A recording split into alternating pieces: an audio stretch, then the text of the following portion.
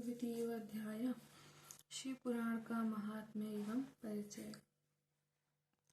सूत जी बोले, हे साधु महात्माओं, आप सबने तीनों लोगों का हित करने वाली अच्छी बात पूछी है। मैं गुरुदेव व्यास जी का स्मरण करके आप लोगों के स्नेहवश इस विषय का वर्णन करूंगा। आप लोग आदर पूर्वक सुने। सबसे उत्तम जो शिव पुराण है वह वेदांत का सार सर्वस्व है तथा वक्ता और श्रोता समस्त पाप राशियों से उद्धार करने वाला। इतना ही नहीं, वह परलोक में परमार्थ वस्तु को देने वाला है। कल की कल्मश राशि का वह विनाशक है। उसमें भगवान शिव के उत्तम यश का वर्णन है। हे ब्राह्मणों, धर्म अर्थ काम और मोक्ष इन चारों पुरुषार्थों को देने वाला वह पुराण सदा ही अपने प्रभाव से विस्तार को प्राप्त हो रहा है। हे विप्रवरों, सर्वोत्तम शिव पुराण के अध्ययन मात्र से वे कलियुग के पापासक्त जीव श्रेष्ठतम गति को प्राप्त हो जाएंगे। अहो, ब्रह्महत्या आदि महान पाप तभी तक रहेंगे, अर्थात अपने फल को देने में समर्थ होंगे, जब तक जगत में शिव पुराण का उदय नहीं होगा। आशय ये है कि शिव पुराण सुनने के बाद अंतःकरण शिव भक्ति परायण होकर अतिशय स्वच्छ हो जाएगा, अतः किसी भी पाप कर्म में मानव की प्रवृत्ति ही नहीं होगी। तब ब्रह्महत्या आदि भयंकर पाप न होने के कारण उस पाप के फल भोग की संभावना ही नहीं है। कलयुग के महान उत्पात तभी तक निर्भय होकर विचरेंगे जब तक यहाँ जगत में शिव पुराण का उदय नहीं होगा। सभी शास्त्र परस्पर तभी तक विवाद करेंगे जब तक जगत में शिव पुराण का उदय नहीं होगा। अर्थात शिव पुराण के आ जाने पर किसी प्रकार का विवाद ही नहीं रह जाएगा, सभी प्रकार से भुक्ति मुक्ति प्रदाता ही रहेगा। अहो, महान व्यक्तियों के लिए भी तभी तक शिव पुराण का स्वरूप दुर्बोध रहेगा जब तक इस जगत में शिव पुराण का उदय नहीं होगा।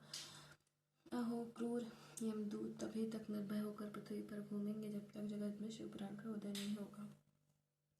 सभी पुराण पृथ्वी पर गर्जन तभी तक करेंगे जब तक शिव पुराण का जगत में उदय नहीं होगा। इस पृथ्वी पर तीर्थों का विवाद तभी तक रहेगा जब तक इस जगत में शिव पुराण का उदय नहीं होगा। आशय ये है कि मुक्ति प्राप्त्यर्थ एवं पाप के नाश के लिए मानव विभिन्न तीर्थों का सेवन करेंगे, किंतु शिव पुराण के आने के बाद सभी लोग सभी पापों के नाश के लिए शिव पुराण का ही सेवन करेंगे। सभी मंत्र पृथ्वी पर तभी तक आनंद पूर्वक विवाद करेंगे जब तक पृथ्वी पर शिव पुराण का उदय नहीं होगा। सभी क्षेत्र तभी तक पृथ्वी पर विवाद करेंगे जब तक पृथ्वी पर शिव पुराण का उदय नहीं होगा। सभी पीठ तभी तक पृथ्वी पर विवाद करेंगे जब तक पृथ्वी पर शिव पुराण का उदय नहीं होगा। सभी दान पृथ्वी पर तभी तक विवाद करेंगे जब तक शिव पुराण का पृथ्वी पर उदय नहीं होगा। सभी देवगण तभी तक पृथ्वी पर विवाद करेंगे जब तक शिव पुराण का पृथ्वी पर उदय नहीं होगा। सभी सिद्धांत तभी तक पृथ्वी पर विवाद करेंगे जब तक शिव पुराण का पृथ्वी पर उदय नहीं होगा। हे विप्रो, हे श्रेष्ठ मुनिगण, इस शिव पुराण के कीर्तन करने और सुनने से जो जो फल होते हैं उन फलों को मैं संपूर्ण रूप से नहीं कह सकता हूँ, अर्थात शब्दों के द्वारा इसके सभी फलों को कहा भी नहीं जा सकता है। हे निष्पाप मुनिगण, तथा शिव पुराण का कुछ महात्म्य आप लोगों से कहता हूँ जो व्यास जी ने पहले मुझसे कहा था। आप लोग चित्त लगाकर ध्यान पूर्वक सुने।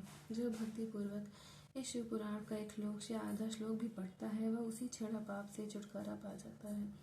जो आलस्य रहित होकर प्रतिदिन भक्ति पूर्वक इस शिव पुराण का यथाशक्ति पाठ करता है वह जीवन मुक्त हो जाता है।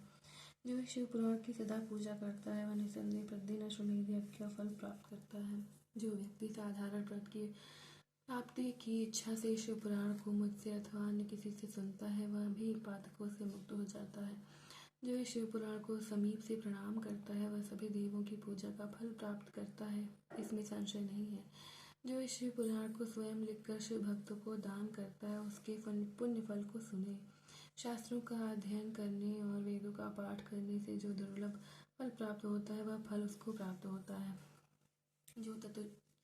जो चतुर्दशी तिथि के दिन उपवास करके शिव पुराण का शिव भक्तों के समाज में पाठ करता है वह श्रेष्ठ पुरुष है। वह व्यक्ति शिव पुराण के प्रत्येक अक्षर की संख्या के अनुरूप गायत्री के पुरस्चरण का फल प्राप्त करता है और इस लोक में सभी अभीष्ट सुखों को भोग कर अंत में मोक्ष प्राप्त करता है। जो चतुर्दशी की रात में उपवास पूर्वक जागरण करके शिव पुराण का पाठ करता है या इसे सुनता है उसका पुण्य फल मैं कहता हूँ। कुरुक्षेत्र आदि सभी तीर्थों में पुण्य सूर्य ग्रहण में अपनी शक्ति के अनुसार विप्रों को और मुख्य कथावाचकों को धन देने से जो फल प्राप्त होता है वही फल उस व्यक्ति को प्राप्त होता है। यह सत्य है, इसमें कोई संदेह नहीं है। जो व्यक्ति शिव पुराण का दिन रात गान करता है, इंद्र आदि देवगण उसकी आज्ञा की प्रतीक्षा करते रहते हैं। इस शिव पुराण का पाठ करने वाला और सुनने वाला व्यक्ति जो जो श्रेष्ठ कर्म करता है वह कोटि गुना हो जाता है, अर्थात कोटि गुना फल देता है। जो भली भांति ध्यान पूर्वक उसमें भी श्री रुद्र संहिता का पाठ करता है, यदि ब्रह्मघाती भी हो तो 3 दिनों में पवित्र आत्मा हो जाता है। जो भैरव की मूर्ति के पास मौन धारण कर श्री रुद्र संहिता का प्रतिदिन बार पाठ करता है वह सभी कामनाओं को प्राप्त कर लेता है। जो व्यक्ति वट और बिल्व वृक्ष की प्रदक्षिणा करते हुए उस रुद्र संहिता का पाठ करता है वह ब्रह्महत्या के दोष से भी छुटकारा पा जाता है। प्रणव के अर्थ को प्रकाशित करने वाली ब्रह्मरूपिणी अर्थात साक्षात कैलाश संहिता रुद्र संहिता से भी श्रेष्ठ कही गई है। हे द्विजों, कैलाश संहिता का संपूर्ण महात्म्य तो शंकर जी ही जानते हैं, उससे आधा महात्म्य व्यास जी जानते हैं, उसका भी आधा मैं जानता हूँ। उसके संपूर्ण महात्म्य का वर्णन तो मैं भी नहीं कर सकता, कुछ ही अंश कहूँगा जिसको जानकर उसी क्षण चित्त की शुद्धि प्राप्त हो जाएगी। हे द्विजों, लोक में ढूंढने पर भी मैंने ऐसे किसी पाप को नहीं देखा जिसे वह रुद्र संहिता नष्ट न कर सके।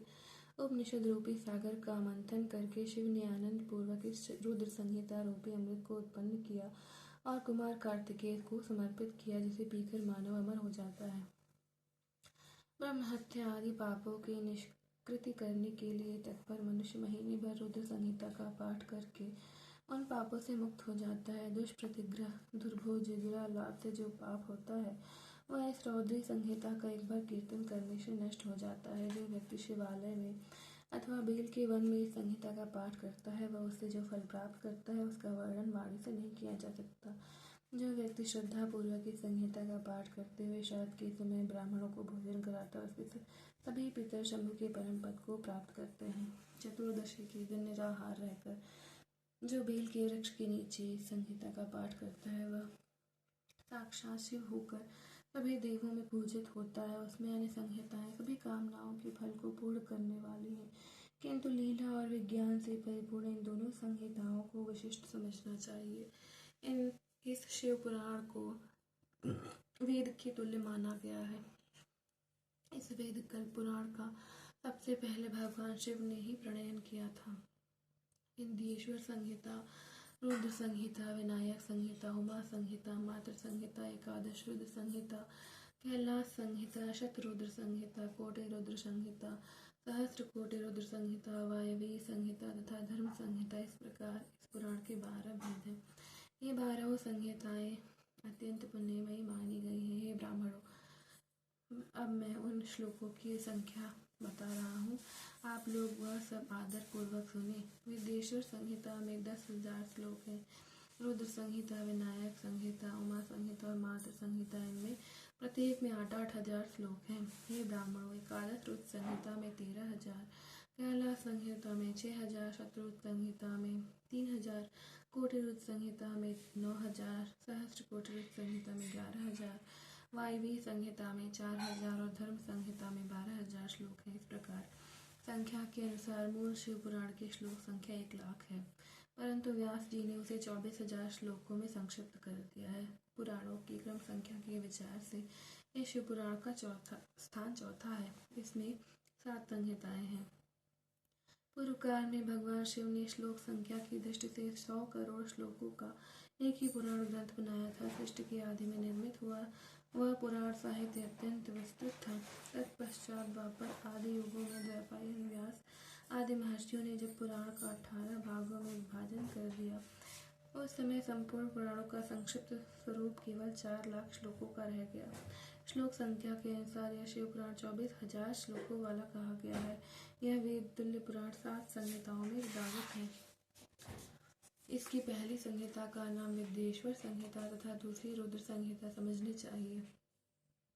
तीसरी का नाम शतरुद्र संहिता, चौथी का कोटि रुद्र संहिता, पांचवी का नाम उमा संहिता, छठी का कैलाश संहिता और सातवीं का नाम वायवी संहिता। इस प्रकार ये 7 संहिताएं मानी गई हैं। इन 7 संहिताओं से युक्त दिव्य शिव पुराण वेद के तुल्य प्रामाणिक तथा सबसे उत्कृष्ट गति प्रदान करने वाला है। 7 संहिताओं से समन्वित संपूर्ण शिव पुराण को जो आद्योपांत आदर पूर्वक पढ़ता है वह जीवन मुक्त कहा जाता है। वेद, स्मृति, पुराण, इतिहास तथा सैकड़ों सैकड़ों आगम इस शिव पुराण की अल्प कला के समान भी नहीं है। यह निर्मल शिव पुराण भगवान शिव के द्वारा ही प्रतिपादित है। शैव शिरोमणि भगवान व्यास ने इसे संक्षेप कर संकलित किया है।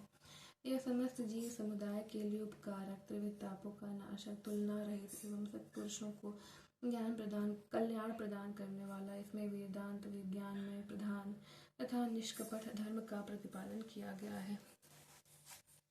यह पुराण ईर्ष्या रहित, अंतःकरण करने वाले विद्वानों के लिए जानने की वस्तु है। इसमें श्रेष्ठ मंत्र समूहों का संकलन है और यह धर्म, अर्थ तथा काम से समन्वित है, अर्थात इस त्रिवर्ग की प्राप्ति के लिए के साधन का भी इसमें वर्णन है। यह उत्तम शिव पुराण समस्त पुराणों में श्रेष्ठ है। वेदांत में वेद रूप से विलसित परम वस्तु परमात्मा का इसमें गान किया गया है। जो बड़े आदर से इसे पढ़ता और सुनता है, वह भगवान शिव का प्रिय होकर परम गति को प्राप्त कर लेता है। इस प्रकार श्री शिव महापुराण के अंतर्गत प्रथम विद्येश्वर संहिता में मुनि प्रश्नोत्तर वर्णन नाम का दूसरा अध्याय संपूर्ण हुआ। हरि ओम तत्सत।